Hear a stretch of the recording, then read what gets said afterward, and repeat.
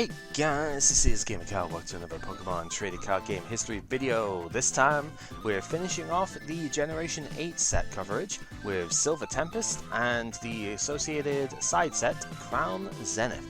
This forms what I like to call the Eternal format, because it lasted for 6 real-life months. This was released in November, like very early November. And Crown Zenith didn't really do anything to push the needle at all.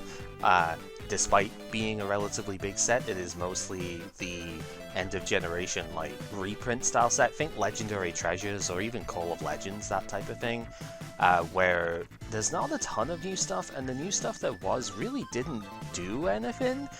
I think there's maybe like 3 cards in here which were actually competitively relevant. There's a few things which are fun, sure, and we will see some of them because Sai is interested in this one. The Zacian V-Star. I'm interested in the Rotom V-Star, because we already had the Rotom V, but this makes it a bit more interesting to play. So I'm interested in that. And then there's like a Bidoof in here that's technically the best Bidoof we could play. The Zamazenta is kind of neat, but Regigigas is cool. I think there was an Arceus build that used this, but I don't think it saw a lot of tournament success. So nothing really changed the needle here. Sky Sealstone technically saw play. But the format stayed the same, and it mostly stayed the same, getting ahead of ourselves here, because Lugia V-Star alongside the Archeops over here basically created the closest thing to a Tier 0 format this game has ever seen. And by that, I mean it's not even close to a Tier 0, but it did reach the highest representation on any recorded deck, basically, that we have ever seen. As you are probably aware at this point, around about 2016-2017 time is when we started seeing official live streams. We always had some stuff beforehand, like I remember in Generation 5, the Top Cut, led by Puka, who now actually works for Pokemon, has done for a long time. He ended up having quite a lot of streaming success there, but didn't exactly have the official statistics and whatnot that we do nowadays. So we didn't exactly get to see if a deck was represented by like 40+% of the meta, but this Lugia deck hit over 30% of player representation within several of the biggest tournaments of this block. The big tournaments in this block were between 11 and 1400 players or so, so that is a colossal amount of people playing this one deck. And yeah, it's not Tier 0 obviously, in like Yu-Gi-Oh! And stuff, that'd be what, 65% representation I think is what is expected, but no deck before or after has ever hit that sort of number. The closest I think we've tended to see is between 20 and maybe 25. I don't even remember a 25% deck right now. So, absolutely nuts that it got to that sort of state. As you can imagine though, there are quite a few cards within this set, but it's kind of a bit of a lame duck in terms of when you compare it to the Lost Origin stuff. There's a few things in here which are really cool to note, and some of the cards do still see play today. That's one of the cool things about being this far in terms of history. But unfortunately, it really is just one set here that kind of gets there. And let's start going over the stuff as a result. If you notice, I've got, well, with the character art stuff things here this time round, it's solely because I was actually making the setup for this whilst I was sorting out my own collection. So I figured we would save some time, and we've got the fancy arts for it this time. It's not usually the ones I use, but that's totally okay. The meta archetype, of course, is Lugia. It's a 220 HP colorless Pokemon that is lightning weak, fighting resistant, so it is quite useful for most of the time that colorless Pokemon being weak to fighting. This is good to resist that stuff. It evolves into a 280 HP V-Star, so just like all the previous Monster of the Week ones, the bulkier V-Star has been the most successful. And it doesn't read too insane initially, and I remember having a conversation with Misty about this. Misty really didn't see this card being very good, and I was like, no, keep in mind all of the stuff that's around it, and yeah, we'll get to that as we go. The regular Pokemon V for a single colorless energy discards a card from the hand and draws 3 cards. It's not uncommon that you do end up using that if you are going second, so Read the Wind is something that you may have to keep in mind. Aerodive is not particularly good, and I don't think has ever seriously been used, but 130 damage for 4 colorless energy, you may discard a Stadium in play. That attack cost is the same for the V-Star, whose Tempest dive does 220 for that cost instead. The Stadium discard is really annoying because it means that you can't permanently lock this sort of deck down with Temple of Sinnoh and the like. You can disrupt them, but you can't shut them down with it, which is really dumb. However, the main thing this is extremely strong for is that Summoning Star ability. During your turn, you may put up to 2 colorless Pokemon that don't have a rule box from your discard pile onto your bench. So you can't put Pokemon V, GX, or soon-to-be EX Pokemon onto the bench. But what you can do is place Archeops down. This is a fossil card, so normally not very good, but because we can cheat 2 of these into play, suddenly this ability is unbelievably strong. Once during your turn, you may search your deck for up to 2 special energy cards and attach them to one of your Pokemon. You can't split them, which is the only bit about this that's sane, but being able to search for any 2 special energy across the entirety of Generation 8 is unreal. Even nowadays, this deck is still potentially a contender for Worlds 2024. That's how strong this archetype actually is, and it has been like hit several times now in the with the rotation stuff that we've had this time here, and just the punishment that it has dealt with, and still is successful. It's insane. It really is. But keep in mind, we have like Evo Incense, we've got powerful colorless energy, we can still use like Ultra Balls and everything for discard. We can use Twin Energy technically if we want to use non-rule box Pokemon to accelerate too. We have all of the amazing rare Pokemon, so like Pepper's going to be piloting this deck almost definitely, and we will see like Amazing Rare Raikou is in there. The Yveltal that automatically KOs a Pokemon is in there. We currently have Special Energy, not only a Rainbow based one, but we have Special Energy of every single type going through.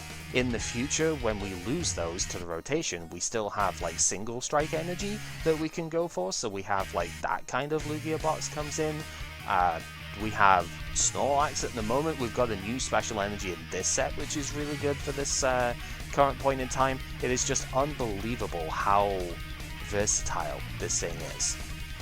And its 220 damage doesn't look like it's going to be good initially, but if you put like, if you do stick all 3 like powerful colors energy on this thing, 280 is possible, and that KOs everything, right? But you could also just do 2 and a choice belt and hit 290 and still like KO everything. You can even go slightly lower if you want to and have double turbo as part of this, so that you can accelerate with just like 1 manual attach and 1 Archeops. It's actually just ridiculous what you can do with this.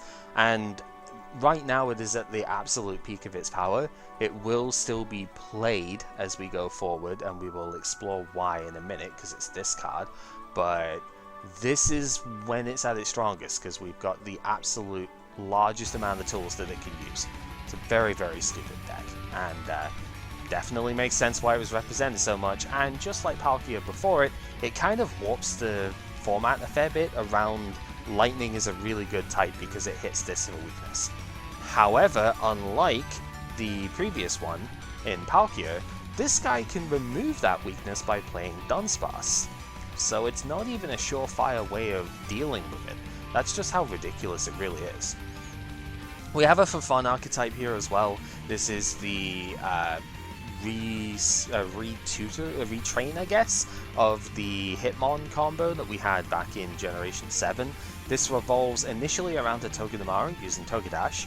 If you flip heads on this thing, then the opponent can't take prizes for KOing it for 1 lightning, does 10 damage, sure. You then have a Dedenne that you can use the attack after you used the Togedash on the previous turn.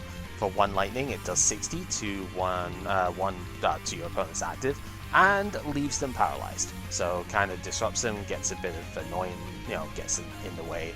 And then if you used the Dede shot in the previous turn, then the 3rd stage is to either use the Pikachu, which will do 200 damage for 1 lightning, or to use the Morpeko, which does 60 to each of the opponent's Pokemon for the same 1 lightning. Just depends how you want to end the combo. Massive problems with this sort of thing. Obviously, you have to find them in sequence, you have to get them to the active in sequence. None of them have a 0 retreat cost. Obviously, they're all really frail. There's a couple that have got 60 HP here, so you do just kind of get donked on by Sableye as well, trying to set the stuff up here. And the damage output is good, obviously, but it's not that great. And if the opponent's taking 2 prizes with their basically it would be 3 prizes before we even get the chance to KO their Pokemon V, clearly it's not going to work out. So yeah, very for fun combo, but it's nice to see the little rodents actually working together for a change, you know? Let's go into the trainer cards here. First off, capturing Aroma, probably the worst trainer in recent history to see competitive success. If you flip heads, you search your deck for an evolution Pokemon. If you flip tails, you search your deck for a basic Pokemon. In both cases, it goes to the hand, not directly to the bench or any fun stuff like that. I mean, you wouldn't want this to go to the bench on an evolution, but still. This sees play in post-rotation Lugia because we lose Evo Incense and we really need a way of finding Archeops to discard it. Terrible, absolutely terrible, and it is not something I have any interest in playing whatsoever, but maybe I'll have to depending on how the formats go. But yeah, terrible card, still see success because Lugia is just that strong. Lance is an interesting supporter card. Search your deck for up to 3 dragon Pokemon, put them into the hand. Doesn't see any play at the moment, but can be pretty useful for decks like Dragapult in the very recent history of the game, right? I don't think they actually play it, but you could play this in something like Regidrago as well if you really wanted to. I think the deck is too fast for it to want to use this, but just that sort of situation where if you are playing a dragon-focused deck and it can afford to play effectively Adventurous Discovery, then you've got an option for it here. Pretty cool stuff. Serena is crazy and was unbelievably expensive, this particular art of it, obviously, because yeah, I mean, it's a full art pro tag, it's blah blah blah. I have a soft spot for Serena just because X and Y was when I actually sort of really got into streaming and everything, so yeah, you know, personal bias aside. Card's actually good though. You have a dual mode supporter here that a lot of people thought was just going to outright replace Boss for this exact set. It didn't entirely, but you did see it played alongside it. You can discard up to 3 cards on your hand between 1 and 3, and if you do, draw until you have 5 cards in hand.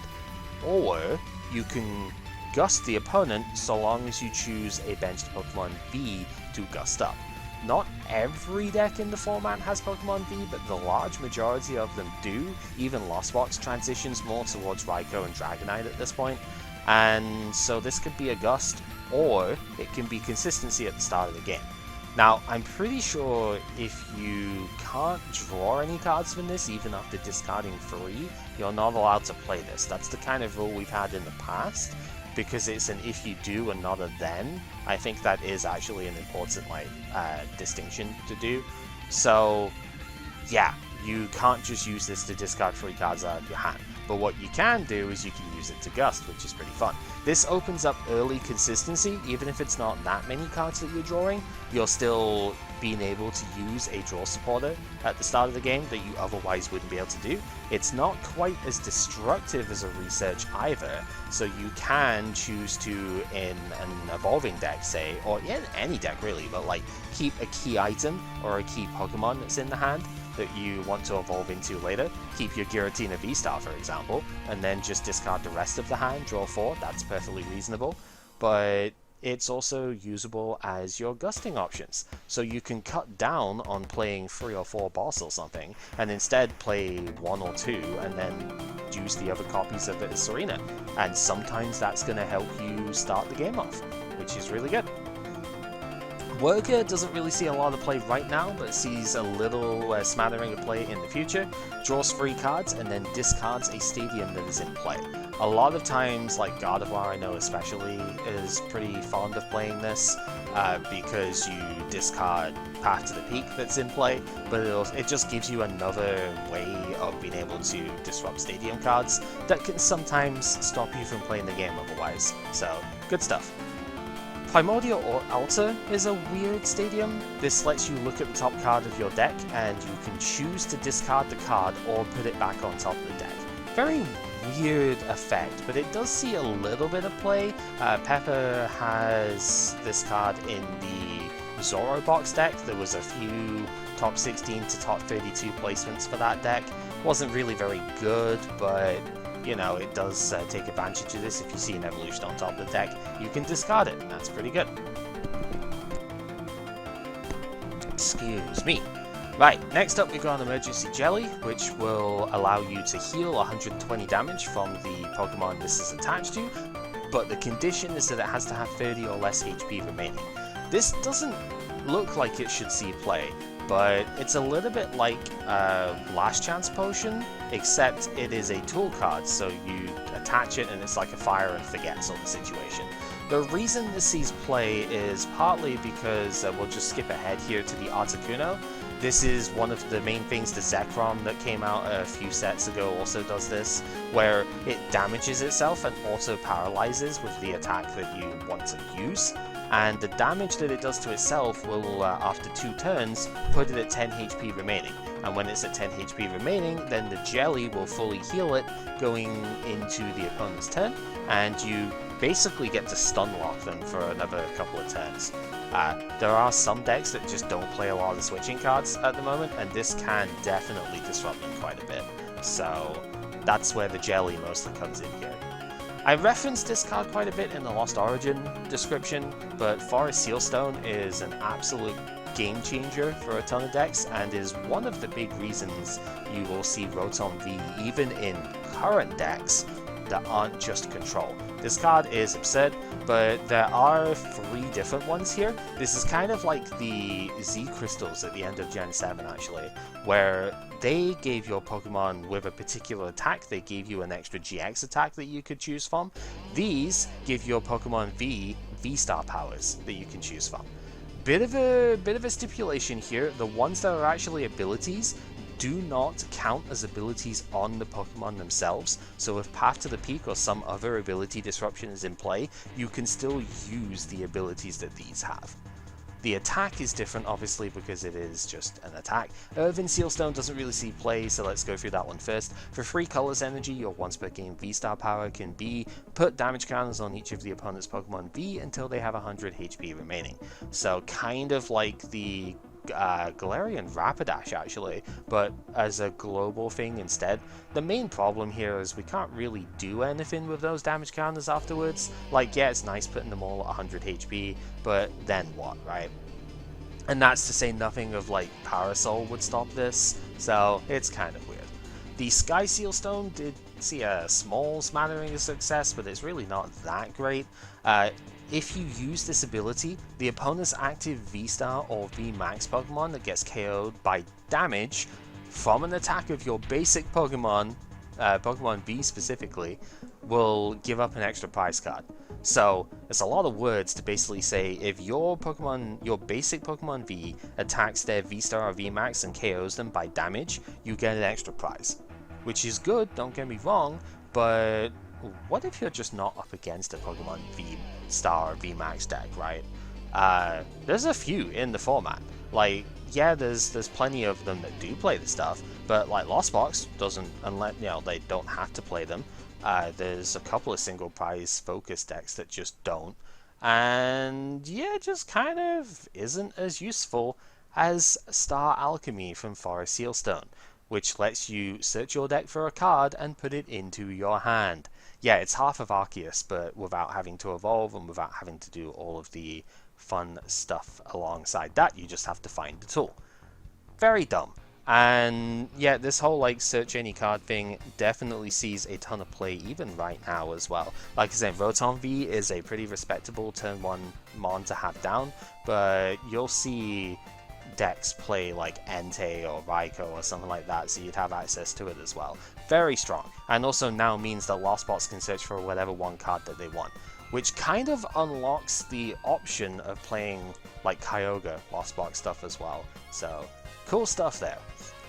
Leafy Camo Poncho sees a little bit of play here and there. If the opponent places a supportive in their hand, then the V-Star or V-Max this is attached to cannot be affected by that. They can still get chosen for the thing, so your opponent's got to be at least mindful of this, but like you can't boss up or you can't I don't think there's one. No, there is, right? Flannery could discard an energy.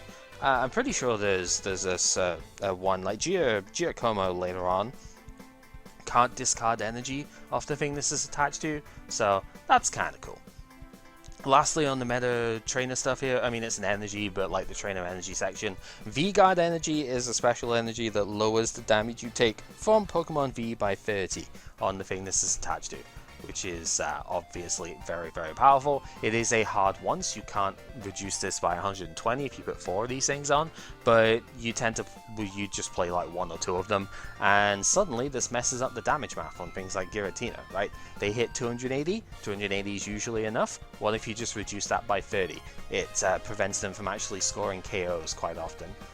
Makes Arceus very low power in comparison too, so you will see this played in a bunch of decks. It's very cool. Meta Pokemon! Alolan Vulpix, well, the Vulpix itself is not super cool, but it does have a 0 energy attack, I suppose. 60 if the opponent's a Pokemon B, might be able to finish off something with it. It's a very frail 190 HP Pokemon for a 2-prizer, but at least it's only got a 1 retreat. It evolves into the lowest HP V-Star in existence, 240 HP, pretty abysmal. And its V-Star power is not particularly great, 70 to... for each of the opponent's Pokemon be in play. It's not affected by weakness or resistance, but nothing resists water, so that's a strict nerf, to be honest with you. But Snow Mirage is what this actually saw play for, and Arceus decks did take advantage of this. 1 water and 2 colorless energy for 160 damage, and it's not affected by any effects on the opponent's active Pokemon, so this helps you get through Miltank as well. And also, during your next turn, will prevent all damage done to the Vulpix by Pokemon that have abilities. So, yeah, super strong, because a lot of Pokemon, even like incidental things like Raikou V has an ability, so it can't go through. Arceus has an ability because it's on the V-Star power, right? The Palkia, etc., that Giratina does not. That's one of the few things that kind of gets through it, right? But Goodra has got an ability as well. There's a ton of stuff that you just, like, can't get damaged by, which is pretty good for you when you are this frail. But it also wins certain matchups, and I believe it did see play alongside, like, Flying Pikachu VMAX in the Arceus decks, so that you just had different ways of just being able to say, okay, now this guy will just win the game for me, right? Because you can't do anything about it. Radiant Alakazam is an interesting one. It comes up here and there. Painful Spoons is the reason why.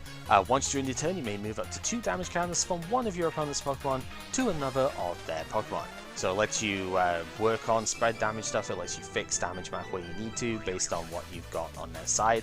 Its attack is okay, but usually this doesn't see play in decks that can use it. For a Psychic and a Colorless, it does 20 for each card in the opponent's hand. Might matter on occasion.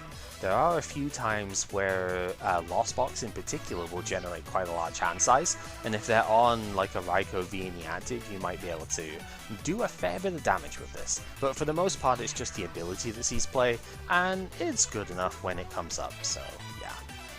Ralts is worth noting from this set because Memory Skip is something that does see play as a one-of. Teleportation Burst is the common one because it has 70 HP, this only has 60, but this also amnesias the opponent. It chooses one of their attacks and they can't use it next turn. A lot of Pokemon only have one attack, so you can be very disruptive with this, which is the whole idea. However, we're talking about the Ralts because of Curlier from this set. Gardevoir has the same ability, but doesn't do anything else, so we're not going to talk about the Gardevoir here. But the Curlier's Refinement lets you discard a card from your hand and draw 2. On an evolution line that is about to become exceptionally important, but keep in mind, even right now, we have Shining Arcana Gardevoir as well, that will also just effectively draw 2 cards. Can accelerate energy if it finds them, but for the most part it's drawing 2, and this is a huge help. Like, this card is really nice for consistency, and I wish that more Stage 1 Pokemon did this. Like, we have Dracloak in the most recent set, Twilight Masquerade. That's the kind of thing I think we need to see just a little bit more of, is good evolution lines that have abilities like this to make them worth playing the full Evo line. I mentioned the Bidoof before. This one is technically the best Bidoof that we have now. It only has 60 HP, but it does have the Carefree Countenance ability that prevents it from taking bench damage so long as it is on the bench. So this stops sniping stuff from hitting it even if you don't have Manaphy, and therefore it only has 1 retreat as well. The other Bidoofs have a 2 retreat, so it is by far the best one that we could use. So B-Brawl decks get a slight upgrade with that. Radiant Serena comes out in this set. This lets you heal 20 from each of your Pokemon once per turn. The attack is useless, but that ability does actually come up at times. It competes a little bit with Radiant Gardevoir. Do you want to reduce damage, or do you want to heal after you've taken damage? But now that we're moving away from Pokemon V, this will potentially become more powerful as we go forward. Zamazenta from Crown Zenith is a really good card in the Lost Box decks. For a fairly hefty cost of 2 metal and a colorless. This does 100 damage, but it does 120 more if one of your Pokemon was KO'd by any means during the opponent's last turn. Not by damage like a lot of these things have to be, which is pretty respectable. It's also a 130 HP Pokemon that will reduce damage taken to it by done to it by 30, so long as it has an energy on it, which a lot of the time you will have. So effectively a 160 HP basic Pokemon that gives up 1 prize is pretty respectable. So yeah, good stuff. Regieleki is kind of neat. This is a Pokemon VMAX in this set. VMAXs are really hard to justify at this point because they do give up free prizes, right? And this one is pretty frail, like it's Mewtwo, you know. 200 HP going into a 310 HP thing is not amazing. It does have 0 retreat when it evolves though, which is pretty good. The basic only has a 1 retreat. And it also has a switching attack too. For 1 lightning, it does 30 and switches itself to the bench. Lightning Wall for Lightning Double Colorless does 100, and during your opponent's next turn, this Pokemon will take 100 less damage from attacks. It's respectable, but Goodra this is not. So I wouldn't really use it for that. But if you evolve it, your basic lightning Pokemon will do 30 more damage to the opponent's active for each Regieleki VMAX that you have in play. For the same lightning double colors cost, Max Thunder and Lightning does, it's very frightening, does 220 damage. Next turn this Pokemon can't attack, but it's got 0 retreat, so who really cares? You're not going to see the attacks on this thing too often, but the main thing that people wanted to pair this with was initially Vikavolt V, which is what I'll be playing, because that was my first idea as well. Vikavolt does have an item lock attack on it for 2 energy, but it only does 50 damage. This can stack it to up to like 110 realistically by getting 2 of these things in play, and 110 item lock for 2 energy is very powerful, so this guy is pretty neat. It was not the most successful version of the Vikavolt deck, but I did find like 1 top 32 with it, so it did see some experimentation. Finally, one for the future, not really for just now, we have Regidrago V, and the V-Star is actually looking like it's going to be a 2024 Worlds contender, like one of the top decks for that format.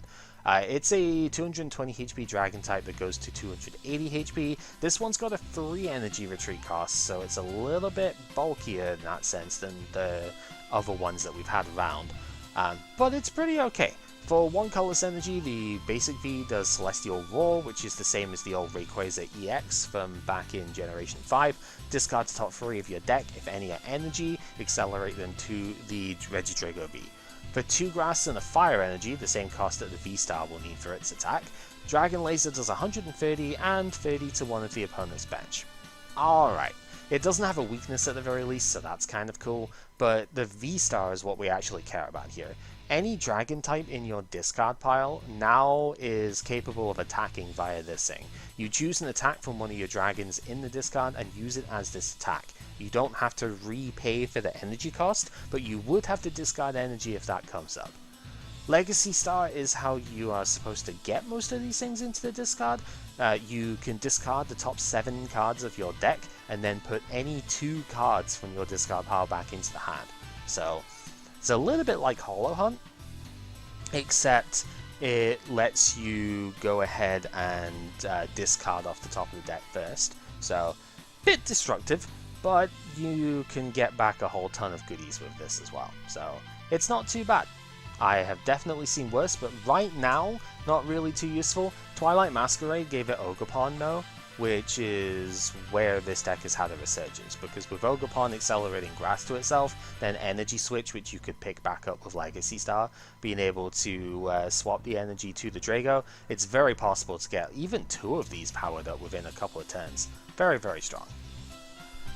Lastly, let's skim through all of the off-meta stuff here.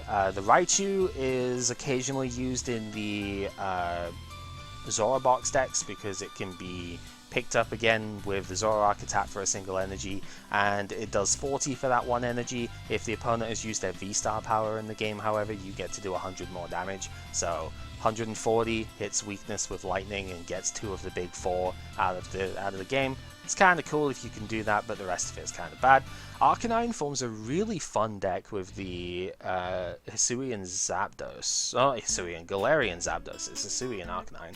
Forms a really cool deck with the Zapdos I may have to dig out and just like remake, because it was a lot of fun to play. You can shift a fighting energy from one of your other Pokemon to the Arcanine as often as you like during your turn, which is why it combines with the Zapdos, because that accelerates fighting energy to itself when you bench it from the hand. So it's like you go hand to bench, accelerate 2 fighting energy to the Zapdos, use the Arcanine to move them to itself, then scoop up net the Zapdos and just do it again. And you want to have a lot of fighting energy on this thing, because for 4 energy, this does 90 plus 30 for each fighting energy that's attached to it. So it's infinite scaling, technically. Its base damage is 210, which is pretty good, to be honest. 1 more energy on top of that gets you a KO on every other basic V, and you just need a couple more to get the V-Stars, so it's pretty alright. Has a bad Mew matchup though, because the Mew kinda doesn't really care, but, you know, can't win them all, right? Ho-Oh V is a very intriguing card. It does typical Ho-Oh things. It's most similar to Ho-Oh EX from back in Gen 5. I think Gen 3 had a sort of similar one as well, but it just wasn't as good because the discard stuff wasn't as good. If this is in the discard pile, you just automatically put it onto the bench and attach up to 4 basic energy cards from the discard to itself. If you do this though, the turn ends. The difference between this and the EX one is that the EX one only did 3, but it only worked if you flipped a coin, and it didn't end your turn for doing it. Rainbow Burn, a very typical Ho-Oh attack here, takes 4 energy this time unfortunately, but it does 100 plus 30 for each type of basic energy attached to the thing. I do actually have a relatively fun deck involving Gardevoir and the Diancie to protect this on the bench when you end your turn with the thing, because if Diancie's in the active, the opponent can't gust you unless they remove the Diancie from the active. You just like escape rope protect by playing 2 of them, and the idea is you get a bunch of energy discarded turn 1 or 2, pull this guy out with like 4 energy on it, and then you're hitting 220 base, and you just need to attach 1 more, go from there. Shining Arcana Gardevoir can also attach to this later on in the game as well, and power up a second one to hopefully win the game out from there. Pretty fun. More WoW V, really cool artwork on this thing, not particularly strong, but I just wanted to artwork appreciation it because you don't normally see too many of these. The V-Star is intriguing, if nothing else, because we've seen attacks like this do pretty good before. For 2 colors energy, this 260 HP, a little bit frail, V-Star Pokemon does 90 plus 90 more if it moved from bench to active this turn. It's in Psychic, but nothing really is hit for Psychic weakness right now, so kind of whatever. Star Rondo is a pretty good V-Star power to pair with this though. If it's on the bench, you may switch it with your active Pokemon, and then gust up one of the opponent's bench Pokemon as well. You get to choose, unlike Escape Rope style effects, so you can gust whatever you want, and then this moved from the bench to the active, so you get to do the 180 that turn as well. It's decent, but you know, like good efficiency, but it's a little bit too low power and a little bit frail for what it wants to do. Wailmer doesn't do anything, but the Wailord made a very funny Mahone deck with like Pot Helmet and stuff like that. This 200 HP jumbo size single prize Pokemon has that ability that then lets it take 30 less damage from attacks. This then combines with the Pot Helmet to take 30 less from attacks, so you end up with effectively a 260 HP single prizer, which is very funny. And for free water and the colorless, it does 120, but you double that damage if you have any special energy attached to it, which there are good special energy to put on it right now. So 240 damage for 4 energy, extremely good GLC card. Not necessarily so good in standard, but it's still fun. Kyogre I don't think saw too much play, but is a considerable tech in the Chien-Pao Bascalibur deck later on. I think it did see a little bit from there. For free water and the colorless, you put free energy back into the hand from this Pokemon, and snipe 180 anywhere on the opponent's board that you want. That's not bad for a single prizer, so you can do some fun stuff with that. Radiant Jirachi is a weird one. This Radiant does take up the slot over the likes of Greninja and whatnot, but it's got two very fun parts to it. Well, first off is level ball searchable, which is relevant for quite a while because that card is still legal until the 2023 to 24 rotation. And it has a really interesting ability. If it is in the active spot and KO'd by damage, then you search your deck for up to 3 cards and put them into the hand. It's really crazy. But if the opponent is just like, well, I'm just not going to attack it then, and I'm going to wait until I can like set my board up and go around it, you have the option for 2 colorless energy to flip for wins. Flip 2 coins. If both of them are heads, the opponent's active is knocked out. It's only a 25% chance, obviously, goes up to like a 41% if you play Glimwood Tangle, but it forces the opponent to deal with it, which then generally means that you're going to get prizes for them dealing with it. Not prizes, but you get cards out the deck, any free that you want. And that's a good trade-off in my book. It's technically recoverable by Rescue Carrier as well if you really need that sort of setup. Stupid card, but very, very fun if it actually works. Luxray is a curious one. If this is in your hand during setup, you can place it as your active Pokemon, very much like Talonflame from all the way back in Fates Collider, I think it was. Or was it Steam Siege? It's one of the two around that bit. Probably Steam Siege, actually. Unfortunately, this one isn't quite as good as the Talonflame. It does have Zero Retreat still, which is nice, and it is a Lightning type, which is more relevant than Colorless, but its attack isn't quite as strong. 50 damage for 1 colorless, and you search your deck for up to 2 trainer cards and reveal them, put them into hand. I believe Quick Search was any 2 cards that you didn't have to reveal, so a little bit weaker, but it's still an interesting option if you want to play it. I don't think there's a deck that could realistically play like 4 of this and 3 or so of the starter that they'd have otherwise, like there was in Greninja, right? Because yeah, we've got Mirage Step Curlier, but Gardevoir itself doesn't do enough for this to be justifiable. Rotom V-Star is just a bigger Rotom V without the instant charge ability. It goes up to 250 HP, so a plus 60 is pretty standard for Pokemon V-Star. It does mean that you're slightly bigger than having a Cape of Toughness, and its attack, instead of doing 40 plus 40 for each tool that you lost zone from the discard, it's 80 plus 40. Still takes 2 lightning to do, but it does mean you have to pay 1 less tool in order to attack with it, which is okay. If you've somehow not used Forest Sealstone before using this thing, Conversion Star is a very weak V-Star power, to be honest, but it lets you discard any number of cards from your hand and then draw that amount again from the deck. So if you've got a hand that's like 4 tools or something, at the very least you could discard them with the power and go from there. But we have so many much more powerful abilities that we could use, that part doesn't really see play. Regigigas is kind of interesting. The actual Gigas itself is a 240 HP dude, which is kind of ridiculous. It goes up to 300 HP on the V-Star, the bulkiest V-Star that we see. I guess the Regigigas V could be okay if you use like a memory capsule or something. 100 plus 10 for each damage counter that's on it, and then it confuses itself. Okay. The V-Star is the same energy cost of 3 colors. It does 230. Can't attack in consecutive turns, so it's completely fine.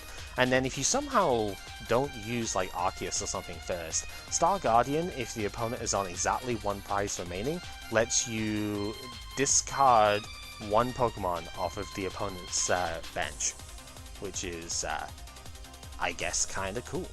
But it's okay. It's mostly here for the bulk and the fact that it uses any free energy. It's a respectable card. It is weak to fighting though, so you do have to have a Dunsparce down with this. So, I don't know. Neat option at the very least. Victini is a cool-ish card. It doesn't do anything, unfortunately, and this is one of the promos moving into... at least I think it is. It's one of the promos moving into the next set. Maybe not. I don't know. It was one that came out at this time anyway. For Assisting Flame, attaches up to 2 fire energy from the discard pile to your Pokemon in any way that you like.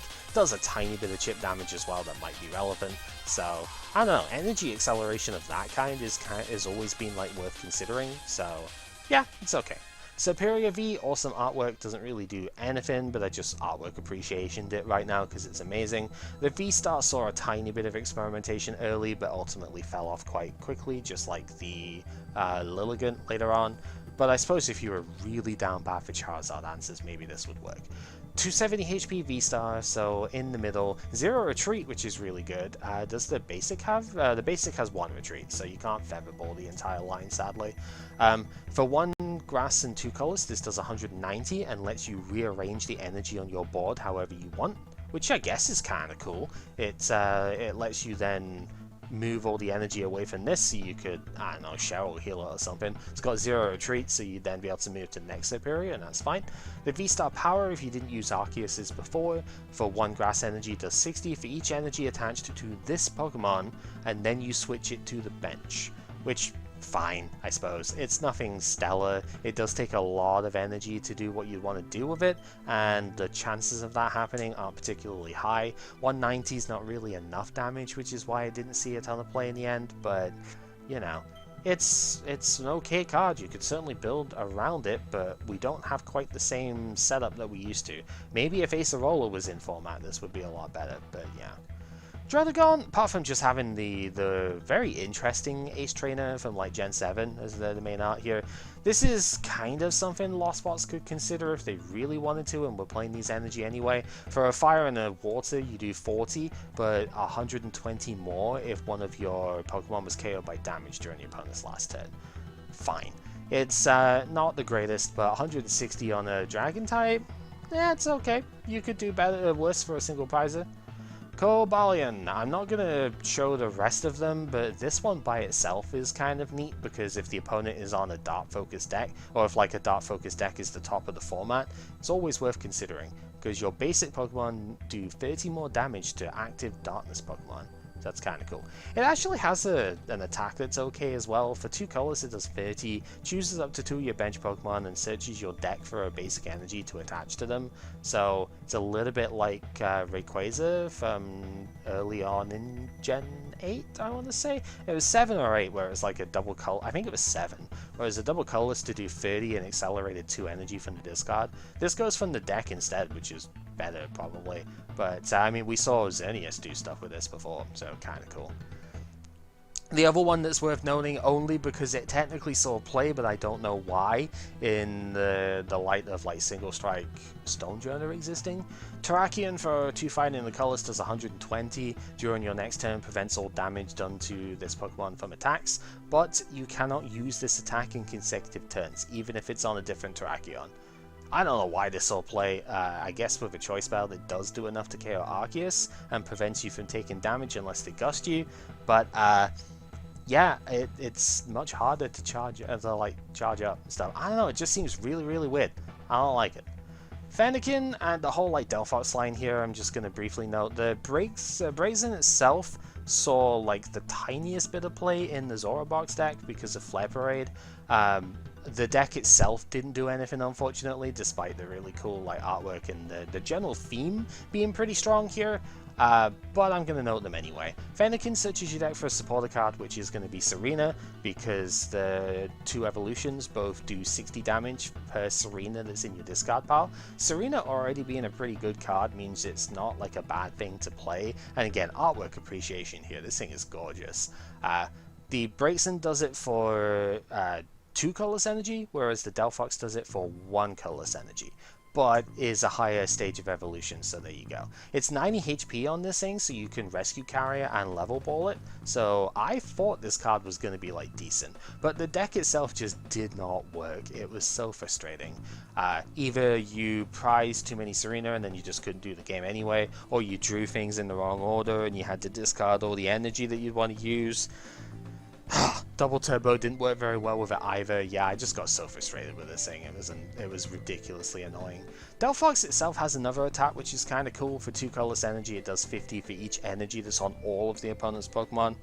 This actually might be low-key the strongest attack out of all of them, but like Flare Parade is insane if you get it to work. The fact that it's all colorless energy as well means you get to play like capture energies and stuff too, but I don't know, Magma Basin is too tempting to play as well, just to keep stuff in play. It ends up just being too complicated, I think, is the real issue here, and it's not good into Lost Box, so why would you play it even at that?